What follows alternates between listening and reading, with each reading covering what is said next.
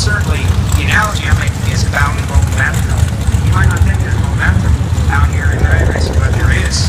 That's why racers say first round is so tough, because you don't have any mo on your side. Then you turn on a wind light, and you turn on two wind lights, and now you're feeling it. You got that mo. I'll take it right through my Robert Aker, 67, Nova wagon, 3 racing engines. You'll try to hold down Kevin Robb. Pennsylvania. Robb is the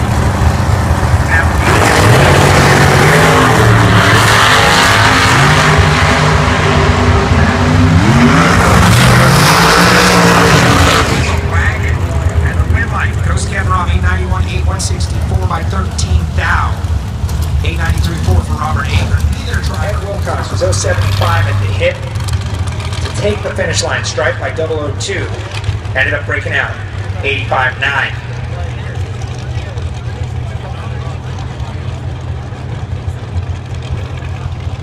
So Austin Richardson finds himself going into the third round of racing. Once again, super stock class winners back to the staging lanes. Dave Dahl and Phil Langford, left side of the racetrack. Gold Rush. Good looking little car down there. Black with the gold lettering, very clean, very sleek, very smooth.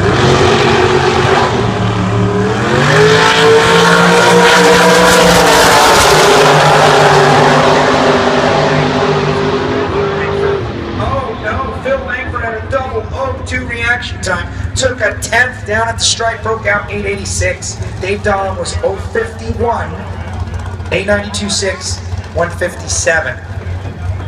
Dahl couldn't get there, so he made sure he didn't. And Phil Langford broke out. 400ths of a second, 165 miles per hour. That, he's going to think about that one for a while. Andy Hughes, Don Rubble Sr. Rubble, the 67 Nova doing the dry house is just such a cool car. It's such a cool car. It looks like you could have rolled right out of Superstock. He's running super comp with it. But he's going to have to deal with Andy, the nurse out of Brazil, Indiana. 2001 dragster. And you wonder why you don't see more left-hand steer vehicles, door slammers in particular, in Super Comp. Well, first of all, there's a category for them specifically, so that's number one. It takes a certain type of person to want to battle it out against all these dragsters.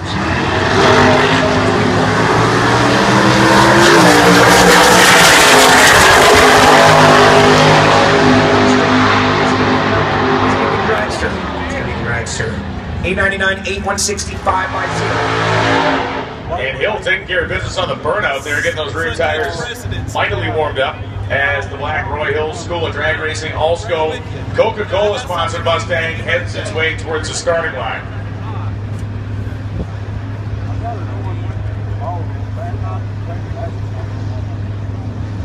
A couple of the factory GTB cars here this weekend. Hill has that buy run. He's going to make good use of it. He's going to make a full pull out of it, it looks like, as he is pre-staged and now fully staged.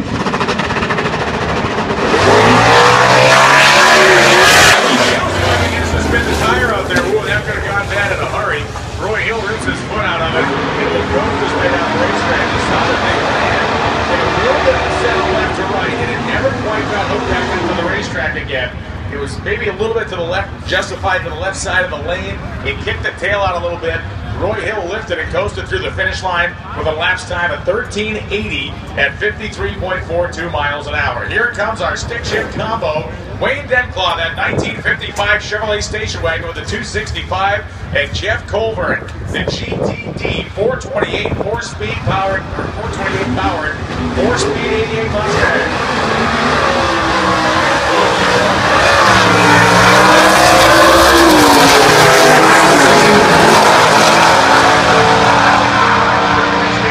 Continues on the next round into the super stock stick combo.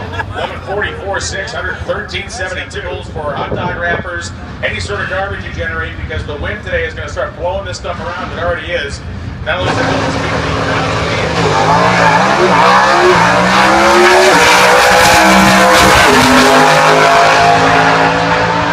in that 2005 2005 Cavalier, 952.1, 124.48 miles an hour.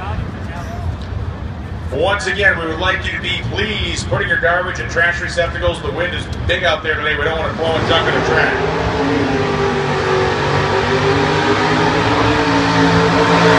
Andy Cronenberger and John Agnetta coming up right now. Agnetta from Falk Rock, Pennsylvania, the 1998 Pontiac Firebird owned by Phil Monteith. Biondo drives the car sometimes, and now Agnetta's driving it. Had a perfect reaction time last time. And Andy Cronenberger is driving a 2010 Cobalt on his side of the racetrack. 350 cubic inch engine for Andy Cronenberger.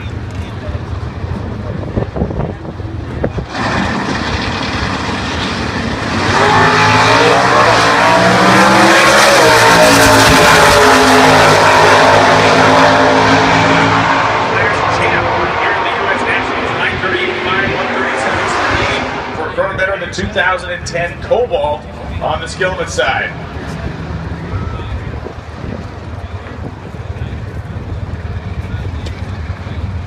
Rick Rogers and Mark Nowicki coming up right now. Nowicki from Gaylord, Michigan, the 1998 Avenger.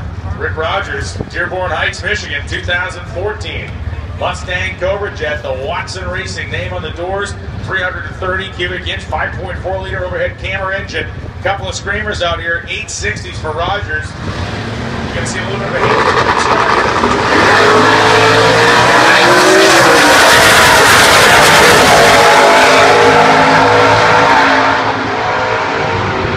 Way out the top end of the racetrack, 933.6, 140.46 for Nowicki as Rogers goes 879, 134.28 mile an hour. Here comes David Rampy. You can see that nose down, back high stance. This car is a very consistent wheel standing machine, a tried and true 327-inch Chevy combination. And Len Mattingly, the 1995 Oldsmobile. We need super gas to the staging lanes, please. Super gas to the staging lanes, please. Mattingly, the 305 cubic inch Pontiac engine, powered 1985 Oldsmobile for Mr. Mattingly out of Cox Creek, Kentucky.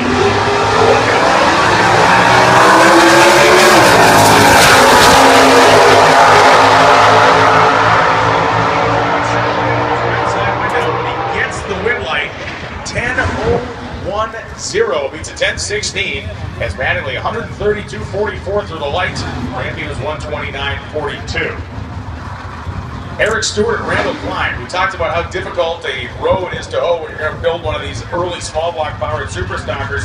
Why we don't see a whole lot of them, but the ones we do see are magnificent. Randall Klein's car, the 56 Nomad, a very valuable car off the drag strip as well. Packing that 265-inch small block Chevy on a 1215 index. Here in super stock and automatic. Eric Stewart's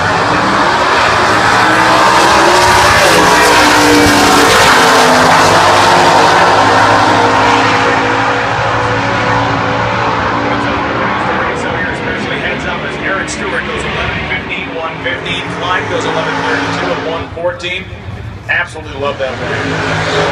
It's an 8.62 on it, 142. Allen had the stronger piece in relation to his index. Speaking of strong pieces, Paul Candy's coming up right now. And if it weren't for this headwind, we would likely be seeing the fastest superstock car, the quickest superstock car in the history, the long half-century plus history of the superstock category. Kim Fritz, the factory GTB 2012 Mustang. The winner here is going to race Roy Hill in the final round. Candice from Louisiana, Fritz from Illinois. Candice's car runs in the 780s. Usually, but they run this thing on the end.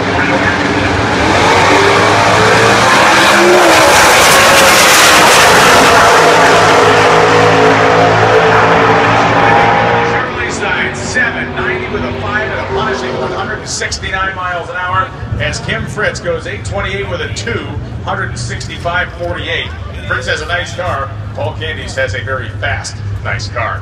Daryl Dietz and Joey Ship coming up right now. Ship the race, Gilman Ford, Grabber Blue 2010 Mustang, and Daryl Dietz from Medicine Hat, Alberta, Canada, which is slightly west of nowhere. I mean, it is way out there. 33 hours, give or take, to get from there to here. Not close. 2010 Cobra Jet for Dietz. This is factory Superstock C. To the best of my knowledge, this is the final in factory Superstock C. All four all the time. At least this one.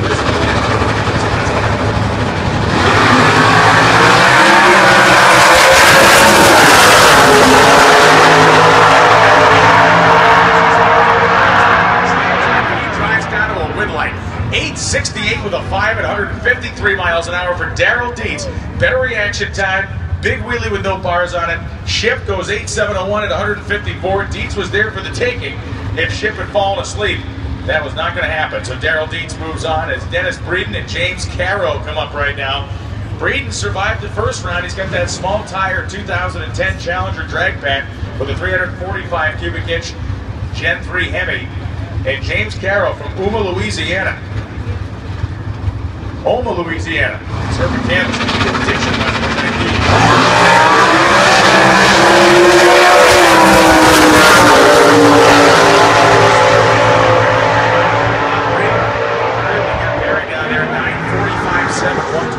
Caro gets the win light. Breeden had more mile an hour at 136, but he fell off the table in the laps time-wise, 9:55.8 at 136. Move into the Superstock M Automatic category, and a great pair here. Zach running a 1984 Cutlass, and Garrett Gazy a 1969 AMC AMX. And it's wearing that red, white, blue paint scheme on it. If the old Pete's Patriot car did, and like so many of the AMC factory cars, whether they were stock cars or Trans Am cars, all ran that red, white, blue paint scheme. Golden, Illinois is home for Garrett Gazy.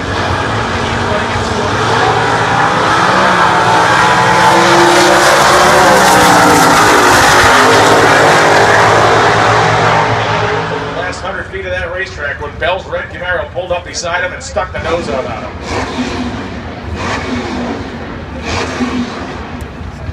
Jeremy Duncan and Craig Gaultier coming up. Superstock G Automatic.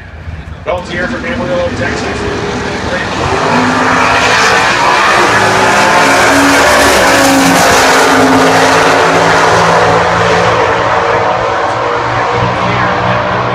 But it's not. 967 beats a 978. Gaultier knew he had the stronger car.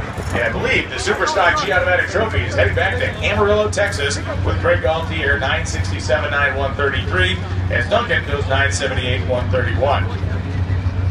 Alan Wade, Superstock C Automatic, 1969 Camaro, 427-inch big block Chevy engine, and Matt Hoover from Adamsville, Tennessee. Hoover owns a gym out there in Adamsville, 2001 Chevy S10 with a 350-inch engine, running in the GT Truck B category.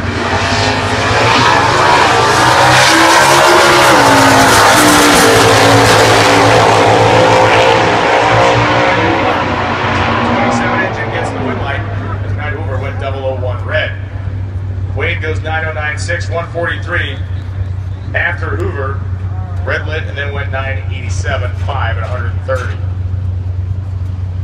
Mopar vs. Ford, Don Bales and Eric Bartikov. This is our factory GT combo race. Bartikov is running a 2009 Roush Mustang with a transplanted 331 cubic inch, basically Cobra Jet motor in it. And Don Bales, he is in a 2010 Chevrolet.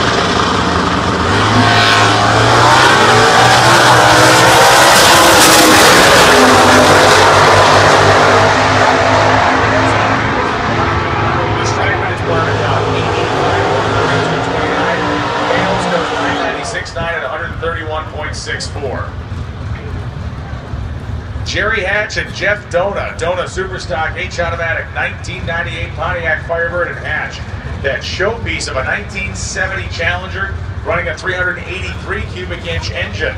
This is Superstock H Automatic, and I'm inclined to believe that this is our final round in H Automatic. So the swoopy, aerodynamic 1998 Pontiac or that gorgeous 1970 Challenger. We're going to square off right now. Both cars pre-staged.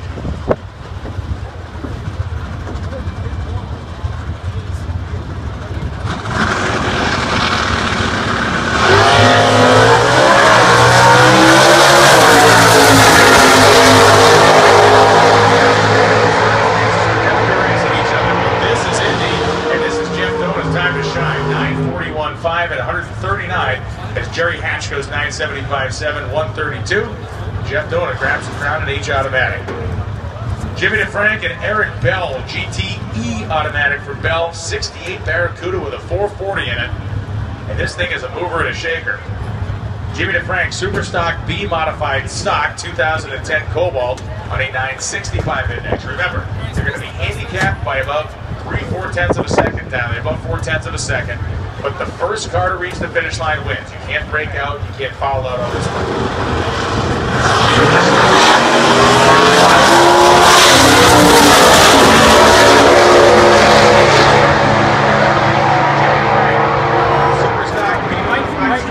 Out of the combo race.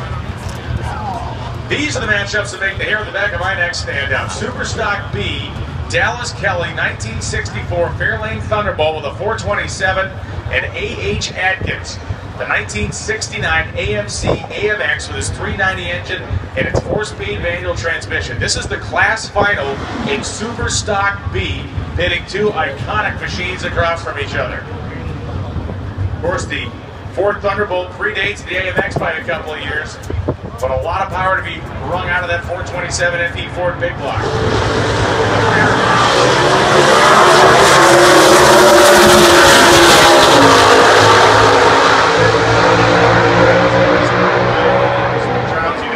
A.H. Atkins on a here, so I can see some of our Hemi competitors rumbling around the corner. Bohannon, the Super Stock J Automatic 88 Camaro, and Mike Cotton, the Super Stock J Automatic 70 Barracuda. Herb McCandless back up here at the tower. Herb, you saw Mike Cotton's car run a little bit earlier. Pretty impressive piece with that 383 in it. It really is. It's amazing how fast they got this thing running. So the Mopar logos and the rear quarter panels from Mike Cotton as Tyler Bohannon takes one of the cleanest third-gen Camaros in the land of Super Stock to the starting line.